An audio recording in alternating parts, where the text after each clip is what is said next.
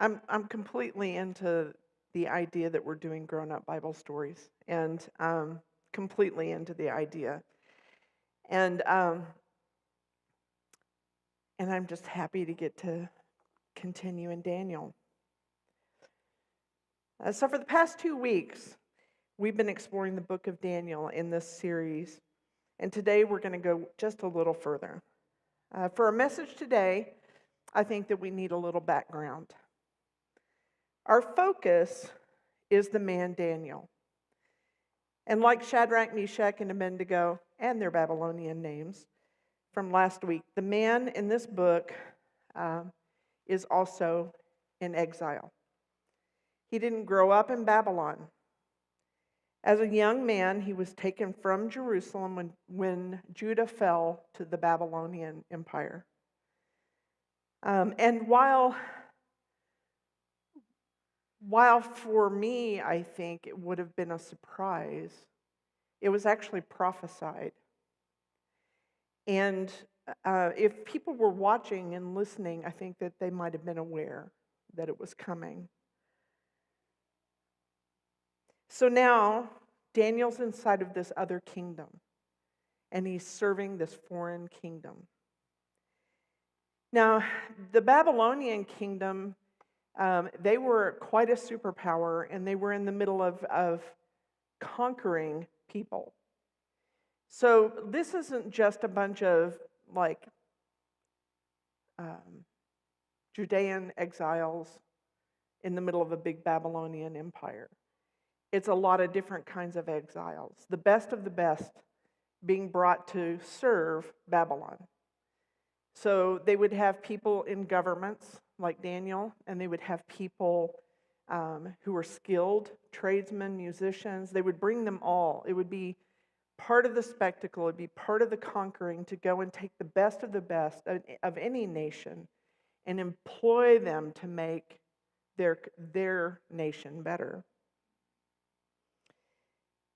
So an exile is anybody taken from another nation against their real desire, and they're made to live in a foreign land. And Daniel was trained to serve this empire. And so when we begin the book of Daniel, we see the training. Here are some distinguished young men, and they're being set apart for service. They're being trained and tested so that really, among the cream of the crop, they're going to take another cream of the crop. So some things that we know about Daniel going in is that from the beginning, the scriptures show us who he already was. Right from the beginning, first chapter. In Daniel 1:8, we learned that he was determined to honor God in the way he lived in Babylon. Yet, he didn't do it by rebellion. So in the story, we get, hey, we don't want to eat the king's food. And if we had an American mindset, we might say, I'm not doing it. You know? But we see that Daniel determined before the Lord that he isn't going to eat the king's food, and he goes and makes an appeal. Hey, put us to the test. Would it be okay if we don't do this? Test us. And if this doesn't seem good to you, we'll work this out. The idea of submission is astonishing to my American mind. So he sought the permission of the commander of the officials. God granted him understanding while he is doing this work and skill, and he proved dependable in his work according to Daniel 1, verse 17 through 20. And when crisis came, his instinct was prayer before action. He even gathered others at one point when he was trying to discern what God wanted to do. He gathered others with him to seek God's mercy. You'll find that in chapter 2.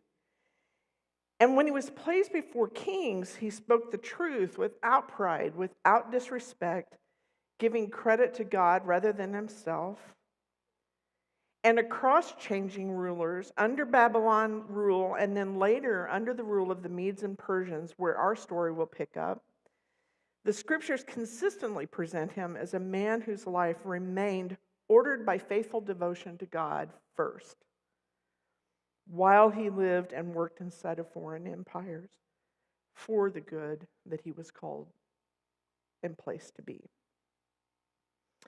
And we see that he found favor with God, and he found favor with the rulers over him. And again, he is recognized, promoted, trusted. The Bible gives no hint at all, none, that Daniel sought power for himself. When he was recognized, he deflected it back to God. Instead, he consistently served for the good of those around him. And for the sake of our story, in Daniel 11:1, it says, "In the first year of Darius the Mede, I arose to be an encouragement and a protection for him." Daniel said that. Can you imagine that? You're under a pagan king, and you rose up and said, "I will be an encouragement and a protection for him." This is the Daniel this story's about. So in today's story, we find Daniel serving under Darius the Mede, already known for his faithfulness and for working for the good of the king he served. He has already been living in exile for most of his life. And at the point of this story, he is likely in his 80s. He is an old, faithful man. And it is here, after years of steady faithfulness, that Daniel's way of life becomes a problem. And so that's where we pick up our story in Daniel chapter 6. It seemed good to Darius, and I'm just going to read it. AI and I made a storybook for us. Forgive AI, but we worked pretty hard. Okay. So I will pause and we'll turn the pages and you'll look at them. Okay. It seemed good to Darius to appoint 120 satraps over the kingdom, that they would be in charge of the whole kingdom. And over them, there would be 3 commissioners, of whom Daniel was one. That these satraps might be accountable to those guys, and that the king might not suffer loss. Then this Daniel began distinguishing himself among the commissioners and satraps because he possessed, get this, an extraordinary spirit. And so the king planned to appoint him over the entire kingdom. But the commissioners and the satraps began to try to find ground for accusation against this Daniel in regard to government affairs, in regard to anything really. But they could find no ground of accusation or evidence of corruption, inasmuch as he was faithful, and no negligence or corruption was to be found in him.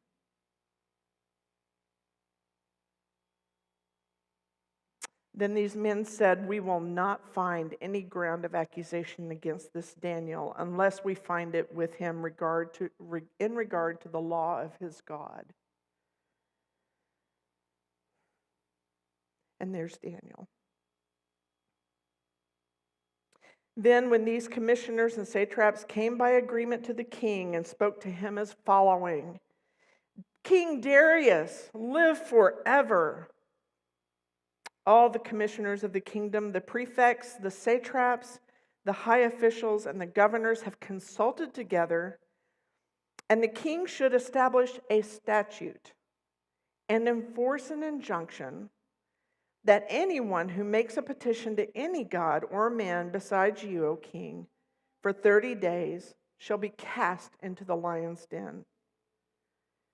Now, O king, establish the injunction and sign the document so that it may not be changed according to the law of the Medes and the Persians, which may not be revoked.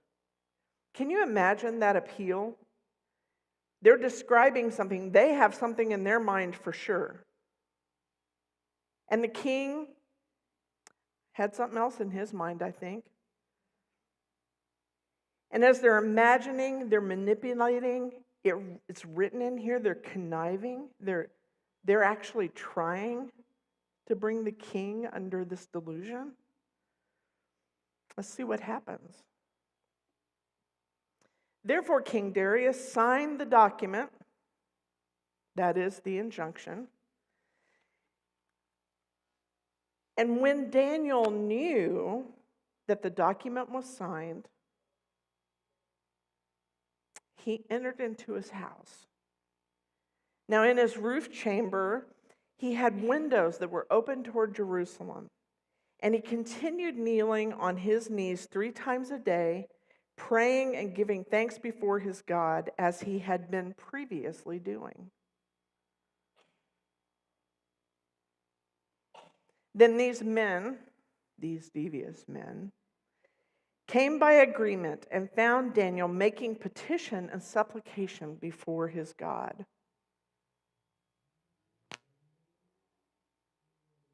Then they approached the king and spoke before the king about the king's injunction. Did you not sign an injunction that any man who makes a petition to any god or man besides you, O king, for 30 days is to be cast into the lion's den? The king replied, that statement is true. According to the law of the Medes and Persians, which may not be revoked, it's true. Then they answered and spoke before the king. Daniel, one who is in exile from Judah, pays no attention to you, O king, or to the injunction which you have signed, but he keeps making petition 3 times a day. And as soon as the king heard that, he was deeply distressed, and he set his mind on delivering Daniel. And even until sunset, he kept exerting himself, saying, how am I going to save Daniel? But these men came by agreement to the king and said to the king, recognize, O king, little manipulators, recognize, O king, that it is the law of the Medes and Persians that no injunction or statute which the king establishes may be changed.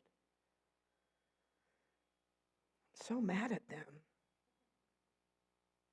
And then the king gave orders, and Daniel was brought in and cast into the lion's den. And as he's going in, the king said, Daniel, your God, whom you serve continually, will himself deliver you. And a stone was brought and laid over the mouth of that den, and the king sealed it with his own signet ring and with the signet rings of his nobles, so that nothing would be changed in regard to Daniel.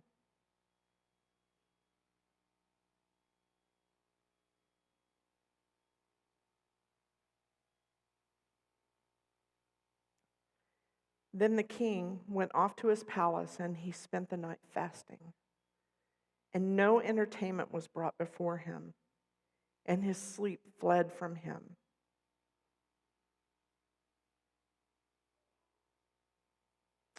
And then the king rose at dawn, and at the break of day, he went in haste to the lion's den.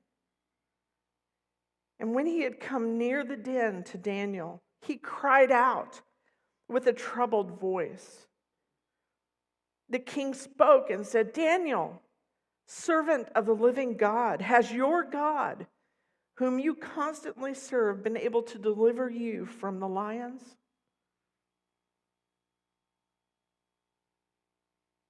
And then Daniel spoke, O king, live forever. My God sent his angel and shut the mouths of the lions. They have not harmed me, inasmuch as I was found innocent before him. And also toward you, O king, I have committed no crime. And then the king was very pleased and gave orders for Daniel to be taken up out of the den.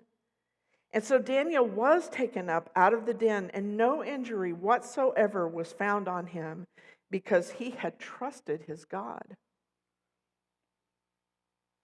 But then the king gave orders, and they brought those men who had maliciously accused Daniel, and they cast them and their children, this is what makes it adult, and their wives into the lion's den. And they had not reached the bottom of the den before the lions overpowered them and crushed all their bones.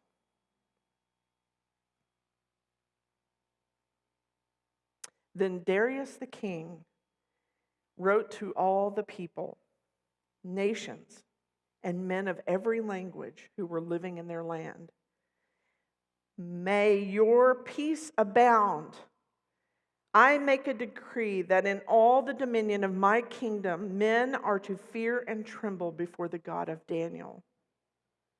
For he is the living God and enduring forever. And his kingdom is one which will not be destroyed, and his dominion will be forever. He delivers and rescues and performs signs and wonders in heaven and on earth, who has also delivered Daniel from the power of the lions.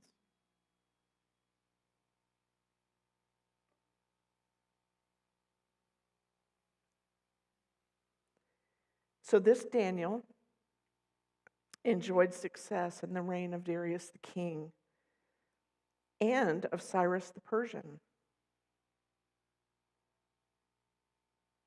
Because of what? His faithfulness?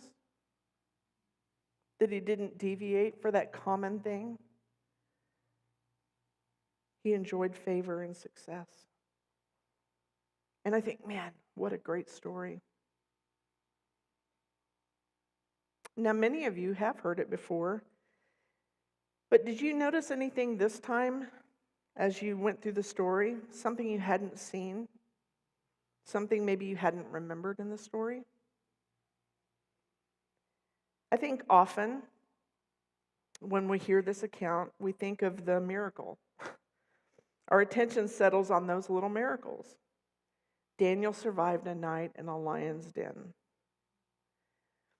But the text really spends very little time on that. In fact, it's just a declaration from Daniel. Instead of describing the lions and the pit, his hardship, his prayer, what the angel looked like, none of that is in this story. So what stood out to me was that even the king seemed to know something about Daniel's God. Darius hoped that Daniel's God would deliver him. The king did not learn about God from the miracle. I think he had been learning about God from Daniel for a long time. The lions only confirmed what years had already made known. And I think that's cool. I think it also stuck out to me that Daniel didn't suddenly become faithful in the crisis. The crisis revealed this man, already shaped by his habits. And I think, going back and just looking at the men that we've talked about so far, even some of the summary things that are said later when prophecies are talked about and transitions in kingdoms. What stuck out to me was the attention to prayer, their integrity, their wisdom, their steady service over a lot of decades. And so in comparison, I just see the night and the den as just being a few hours. But the life that prepared him for that had been a lifetime already. Who am I going to be at 80? You know? So during this exile, there was a prophet named Jeremiah. He had prophesied this coming exile, and he had written, even during the exile, he had told them, I'm writing letters. I think that they were letters. He communicated with the people, this is what I want you to be while you're in exile. It's such a cool read for the book of Jeremiah. But if you just want a little snapshot of it, Jeremiah 29, where we get one of our favorite verses that we like to quote. I know the plans that I have for you, declares the Lord, plans to prosper you and not to destroy you, to give you a future and a hope. We like to quote that kind of thing, but honestly, he was talking to them, I'm going to give this prosperity and hope and a future to you in the midst of exile. And he's telling them, go and make the places, have children, build houses, farm fields, serve, and make that country prosper. That is a cool read. So Jeremiah 29 this afternoon. Good luck. So he had written to God's people, Jeremiah, and he was giving them these instructions. And interestingly, they were also told to not escape the place or fight the place, but to live with God in the middle of it. Amazing. So Daniel simply lived that message for most of his life. He served the empire, and he worked for the good of those who were over him, and he remained faithful to God day after day until one day that ordinary faithfulness could no longer be private. They laid a trap for him. And so this famous story is not about the miracle.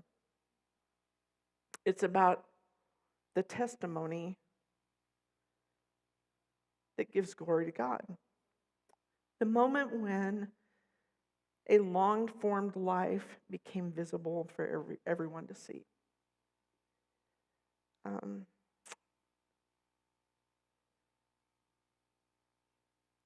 So that means that the question behind this story is not, would I survive lions if I encountered lions? Sometimes we can land on that. I mean, since I was a young person, there's been this question for my age group, will I survive persecution or hardship? What will happen if we're not pre-tribulation people and we're not taken out before the hard things come?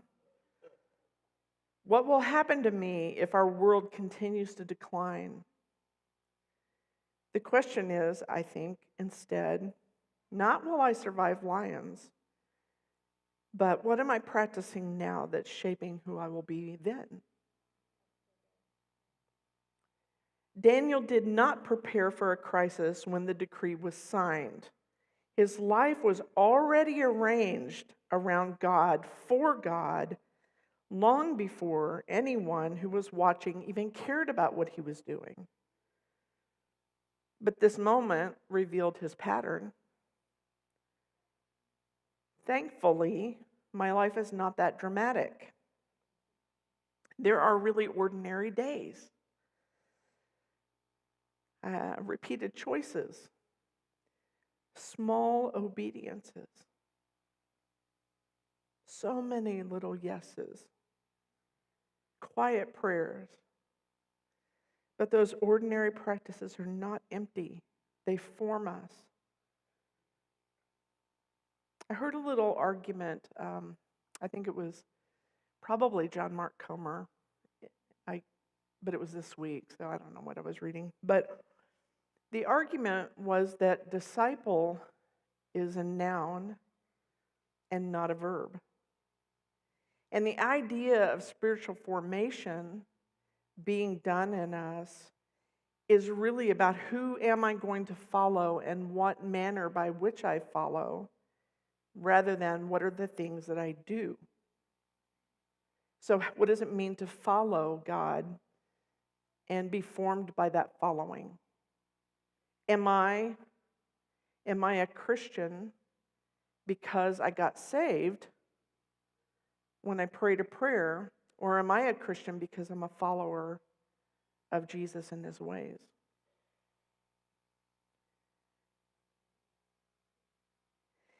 It is not a secret in my house of worship, where I come to worship, that I think about spiritual formation a lot.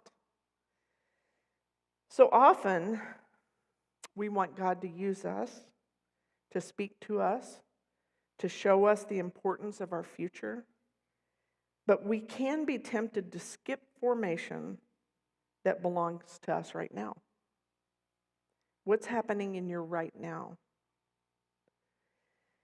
I found myself asking now, I'll admit, I found myself asking this morning, where did Daniel's distinctives really come from? The book doesn't leave it hidden. We're shown the shape of his life. He had a habit of praying 3 times a day, and that wasn't all. He studied, he pondered, he considered what he read, he weighed and he discerned those things. He invited other people into his discernment and with them sought God together with others. And none of these things are really very dramatic, but they are repeatable, and he did repeat them, and they are all through the book. They are ordinary practices over a long time. And together they form the kind of person who would remain steady when the pressure finally came. I don't think that we become accidentally faithful. I think we become faithful through our daily attention to God, long before those harder moments arrive. But I think there's also a faithfulness that comes from being steadily faithful to God when the hard moments are on us. I think I personally lose a lot of ground in moments where I just want to really check out. You know, most of us do. I mean, some of you don't, I'm sure, but I do.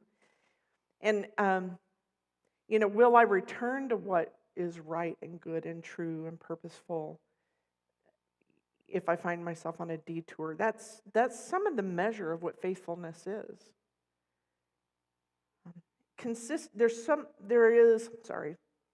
There is a place for consistent habits, and that is not a law, really. It's like we benefit from habits. That's why we sometimes comb our hair and sometimes bathe our bodies, and that's why sometimes we eat food. There's consistency in our habits, and it helps us survive. But like in the inner world, where turmoil happens and where emotions are scattered sometimes, and sometimes what I think and what I feel and what I believe don't really agree with the plan. And the formation of a life of just trying to attend to those things. It's not about a law. Honestly, the New Testament calls it walking by the Spirit. So today I want to make space for us to respond to these ideas before the Lord. And as I go into this, if the leadership team could make themselves available to pray, that would be awesome. But this is how I would like us to respond. You can either stand or you can come forward. But if you recognize in yourself a desire to grow in consistency with the Lord, not just in your moment of need, but in the ordinary days, in your ordinary ways, I want to invite you to stand or to come forward as a way of saying, Lord, I want to become that person who really does turn to you regularly.